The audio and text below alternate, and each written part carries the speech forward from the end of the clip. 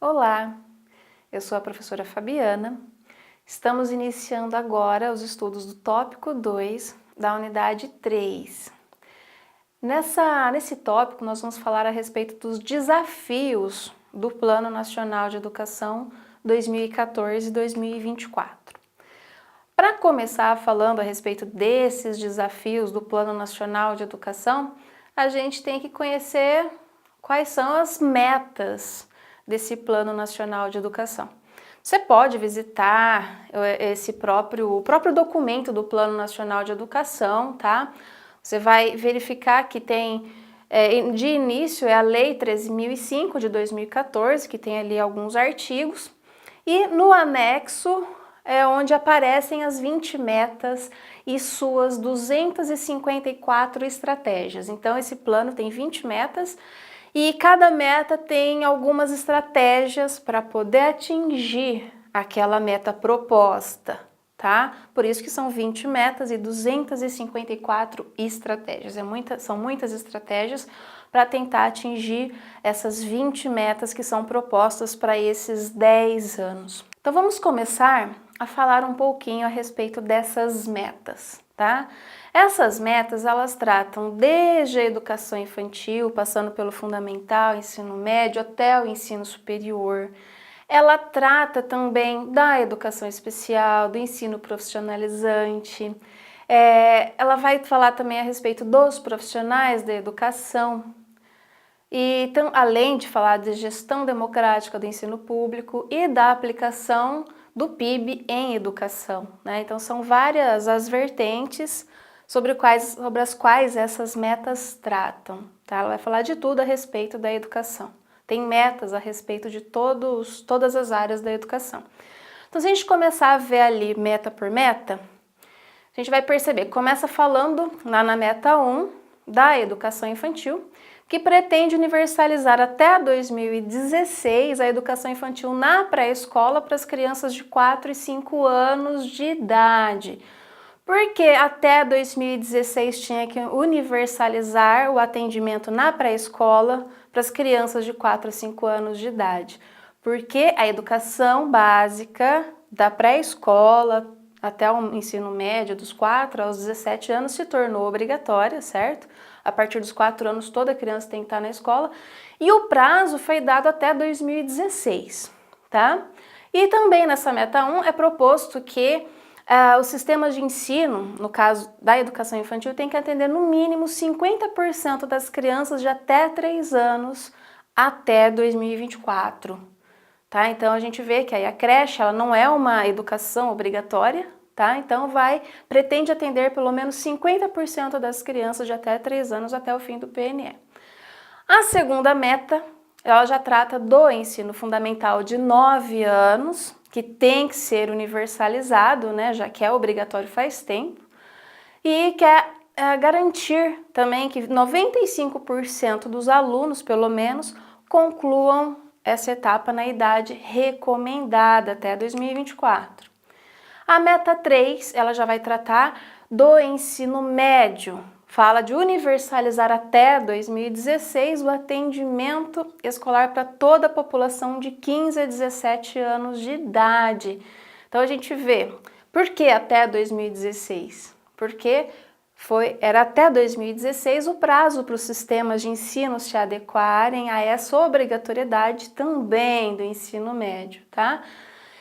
E o que deseja-se? Que a taxa de matrícula no ensino médio suba, né, para 85%. A gente tem uma taxa de matrícula bem pequena em relação ao ensino fundamental, tá? Então quer subir, né, para 85% a taxa de matrícula no ensino médio. A meta 4 já vai falar da educação especial, tá? Universalizar para a população de 4 a 17 anos com deficiência, transtornos globais do desenvolvimento e altas habilidades ou superdotação, o acesso à educação básica, tendo um atendimento educacional especializado, tá? Então, a meta 4 vem garantir isso. A meta 5, ela fala de alfabetizar todas as crianças no máximo até o final do 3º ano do ensino fundamental. A gente vai ver isso né, logo na sequência, que a Base Nacional Comum Curricular para a Educação Infantil e o Ensino Fundamental, ela acabou fazendo uma alteração aí. Então, no Plano Nacional de Educação prevê que a alfabetização tem que acontecer até o 3º ano do ensino fundamental. A Base Nacional Comum Curricular, ela prevê que isso deve acontecer até o 2º ano do ensino fundamental. A meta 6, ela vai falar da educação em tempo integral, que até 2024 quer aumentar, né, esse atendimento em escolas em tempo integral para 50% das escolas públicas, no mínimo. Tá? Então, quer expandir 50% das escolas públicas em tempo integral, atendendo pelo menos 25% dos alunos da educação básica. A gente vai ver mais adiante que para tentar atingir essa meta 6, uma das propostas da reforma do ensino médio é tornar o ensino médio em tempo integral, tá? A meta 7. A meta 7, ela é a que tem mais estratégias para conseguir atingir, né, para conseguir ser atingida. Essa meta 7 vai falar da qualidade da educação básica, que tem que ser fomentada, tem que ser incentivada a qualidade da educação básica em todas as etapas e modalidades, do infantil, fundamental, médio, as modalidades, educação especial, educação profissional. Então, todos, né, tudo que engloba a educação básica tem que ser garantida uma qualidade. E prevê-se que sejam atingidas algumas médias nacionais para o IDEB, tá? Então, a intenção é sempre melhorar as médias do IDEB. Se a média do IDEB melhorar, consequentemente, vai se deduzir, né, que a qualidade da educação melhorou. É uma avaliação que é feita a respeito da educação básica mesmo. Se a nota melhorou, deduz-se que, né, a qualidade da educação também está melhorando. A meta 8 já prevê elevar a escolaridade média da população de 18 a 29 anos, alcançando 12 anos de estudos no mínimo, até 2024. Então, eles querem aumentar essa escolaridade média, tá? Além também de conseguir aumentar a escolaridade das populações do campo, das regiões que têm menor escolaridade e igualar a escolaridade média entre negros e não negros declarados ao IBGE. A meta 9, ela prevê elevar, né, a taxa de alfabetização da população com 15 anos ou mais para 93%, isso era até 2015, tá? E até 2024 pretende-se acabar com o analfabetismo absoluto, que é quando a pessoa não sabe ler, não sabe escrever, e reduzir em 50% a taxa de analfabetismo funcional, que é quando, por exemplo, a pessoa ela até sabe ler, mas não consegue interpretar um texto. Ela sabe fazer algumas contas, né, mas não consegue interpretar um problema e colocar em prática. A meta 10 pretende oferecer no mínimo 25% das matrículas em EJA, né, Educação de Jovens e Adultos, de forma integrada à educação profissional. Então, a gente vê que a meta 10 ela trata tanto de EJA, né, Educação de Jovens e Adultos, quanto educação profissional, né, vincular um ao outro, pelo menos 25%. A meta 11 continua falando da educação profissional, tá? No caso, fala da educação profissional técnica de nível médio, que quer garantir que exista uma expansão de pelo menos 50% das vagas no segmento público. A meta 12 já começa a falar a respeito do ensino superior, né? Pretende-se elevar a taxa bruta de matrícula para 50%, aqueles que se matriculam no ensino superior, e a taxa líquida de matrícula para 33%, que é aqueles que concluem, né, para a população de 18 a 24 anos de idade, e quer garantir uma ampliação dessas vagas no segmento público, nas universidades públicas. Seriam 40% dessas novas matrículas no segmento público. A meta 13, ela prevê elevar a qualidade da educação superior mediante o aumento do número de mestres e doutores no corpo docente em efetivo exercício nessas universidades, no ensino superior. A meta 14, então se a gente pretende aumentar o número de mestres e doutores no corpo docente, né, das instituições de ensino superior, então a meta 14 ela prevê elevar o número de matrículas na pós-graduação estrito sensu, mais especificamente no mestrado e doutorado. Por quê? Quer aumentar o número de mestres e doutores, então, né, exatamente para poder atender às expectativas da meta 13. A meta 15 já vai falar a respeito dos profissionais da educação.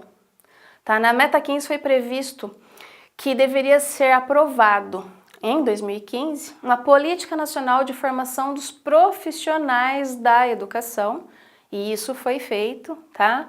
E também quer garantir que todos os professores, todas as professoras da educação básica tenham formação em nível superior, em curso de licenciatura na área em que atuam. Então, a gente vê que ainda hoje nós temos professores que não têm uma formação superior. E essa meta 15, ela prevê isso, que todos os professores possuam formação específica de nível superior.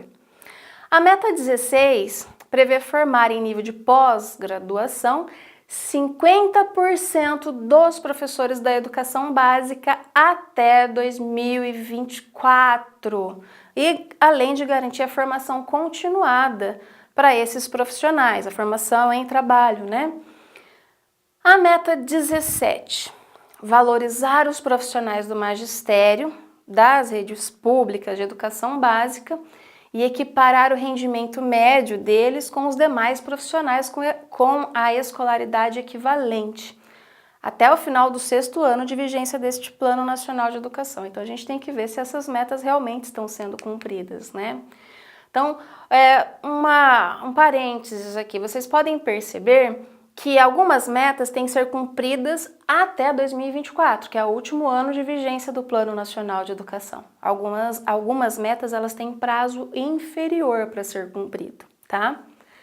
A meta 18, ainda falando dos profissionais da educação, ela quer garantir que no prazo de 2 anos exista planos de carreira para os profissionais da educação básica e também da educação superior pública. Tá? Então tem que ter garantido esse plano de carreira e para os profissionais da educação básica, né, tem que ter como referência o piso salarial nacional profissional, que é garantido lá no artigo 206 da nossa Constituição Federal, tá? A meta 19, ela vem falar da gestão democrática do ensino público, tá? Então é previsto que exista no prazo de 2 anos, a efetivação dessa gestão democrática da educação, tá? E a meta 20 é a que trouxe algo inovador, né, que é referente ao PIB, a aplicação do Produto Interno Bruto na educação, né? Então, essa meta 20 prevê ampliar o investimento em educação pública de forma a atingir, no mínimo, o patamar de 7% do PIB até o 5º ano de vigência desta lei, até 2019, e no mínimo o equivalente a 10% ao PIB até 2024. Então é uma meta progressiva, pelo menos 7% até o 5º ano e pelo menos 10% até o último ano.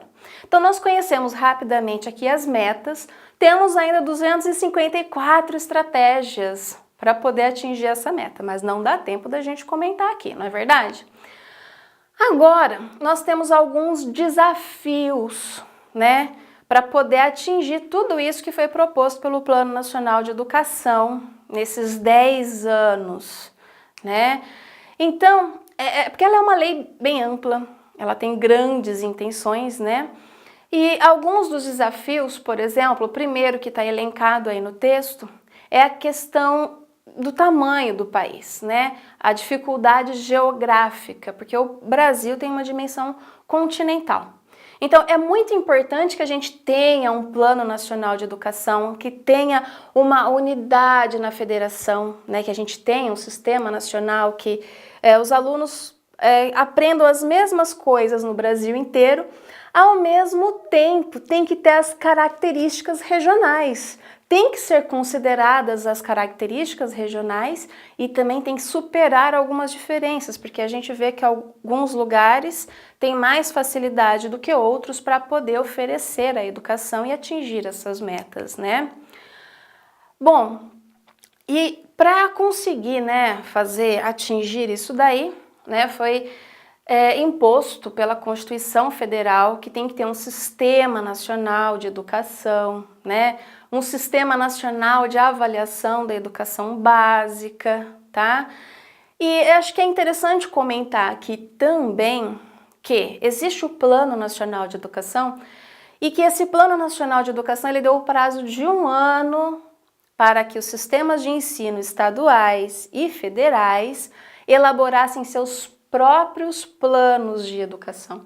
Então, em 2014, tivemos o Plano Nacional de Educação e até 2015, até junho de 2015, todos os municípios e todos os estados tiveram que enviar seus próprios planos de educação com base naquilo que é proposto pelo Plano Nacional, tá? Considerando a realidade local, mas com base no Plano Nacional de Educação, tá?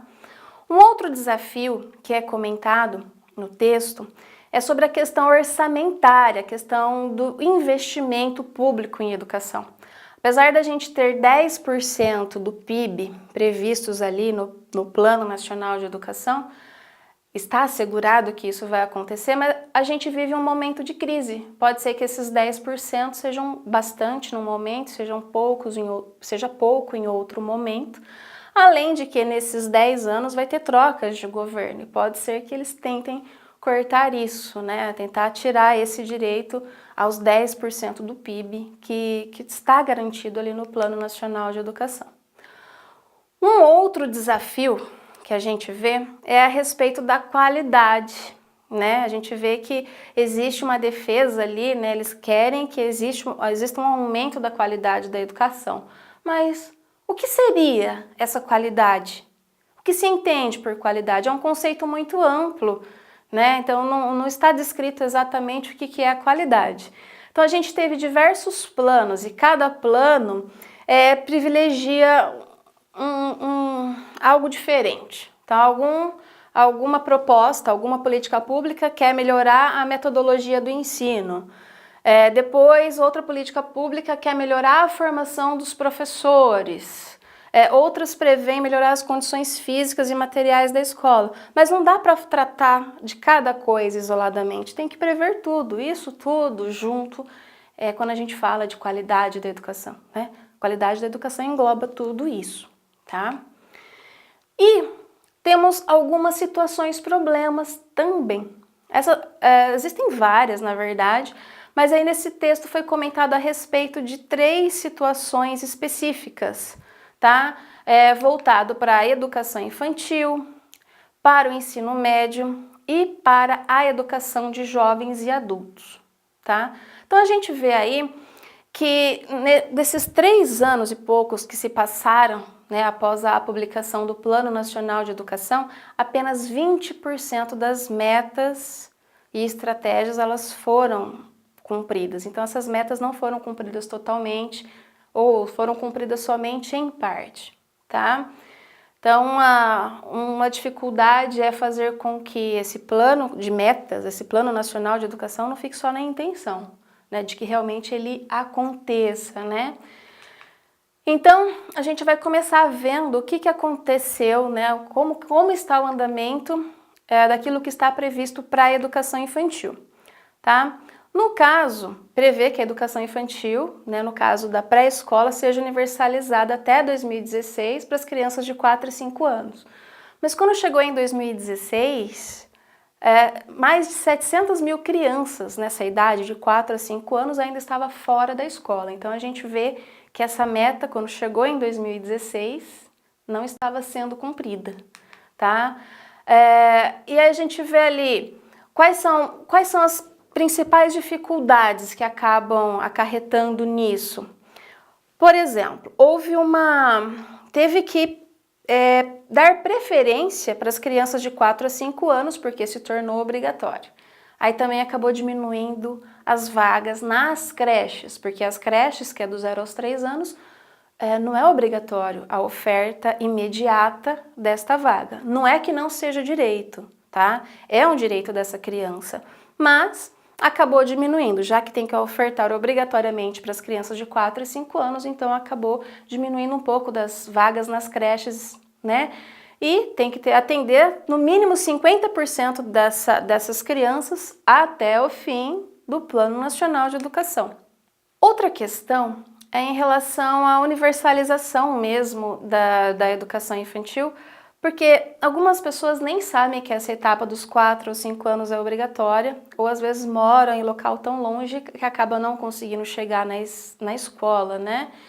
E um outro problema que foi elencado aí, que mesmo que a educação infantil ela tenha que ser garantida pelos municípios, houve um corte, né, um corte financeiro muito alto no programa Pro Infância, que acaba sendo destinado para a educação infantil. Então isso daí acabou gerando um problema que fez com que não aumentasse muito os números de vagas na educação infantil, tá? Com relação ao ensino médio, né, que prevê universalizar até 2016 o atendimento escolar aos jovens de 15 a 17 anos, tá? E elevar também a taxa de matrícula, taxa líquida de matrícula para 85%. Então a gente vê que isso acabou não acontecendo, que houve uma queda muito grande de matrículas nesse nível de escolaridade, tá? Até está tentando ser feita, tem essa reforma do ensino médio, é uma pauta que está acontecendo, leis já foram aprovadas, tentando tornar o ensino médio mais interessante para o aluno, tá? Então a escola ela tem que criar modos, né, de deixar o ensino médio mais interessante para que esse aluno queira permanecer no ensino médio, tá? E uma outra coisa que foi destacada aí no texto, que é interessante a gente falar aqui, e se todos esses alunos que abandonaram o ensino médio resolverem voltar todos de uma vez para a escola, será que vai ter estrutura? Será que vai ter salas de aula, professores para poder atender esse número grande de alunos? Então isso daí não está previsto no Plano Nacional de Educação, então tem que ser previsto tudo isso, tá? Um outro problema que é apontado é a respeito da alfabetização e o alfabetismo funcional de jovens e adultos, né? Existe uma meta, a meta 9, ela prevê erradicar o analfabetismo absoluto até o fim do Plano Nacional de Educação e reduzir em 50% o analfabetismo funcional, tá? O problema é que desde 1988 já vem se falando em erradicar o analfabetismo, em acabar com o analfabetismo. Aí esse objetivo ficou para 98, depois para 2010 e agora para 2024. Então a pergunta é, isso daí realmente vai acontecer? Isso daí vai se concretizar, né? E outros pontos são apontados aí no texto para vocês, em relação às idades das salas de aula que vão acolher o EJA. Então vai ter alunos com 20 anos, 30 anos, alunos com 70 anos dentro de uma sala de aula. Como que a gente vai conseguir trabalhar dentro de uma sala de aula tão variada, né? E fora que falta muito pesquisa acadêmica a respeito da educação de jovens e adultos. Tem que ser mais pesquisado, tem que ter mais propostas metodológicas aí, tá? Então, assim, muitos profissionais, muitos pesquisadores acreditam que essa meta não vai ser feita até 2024. Vai ser feito muito pouco a respeito disso.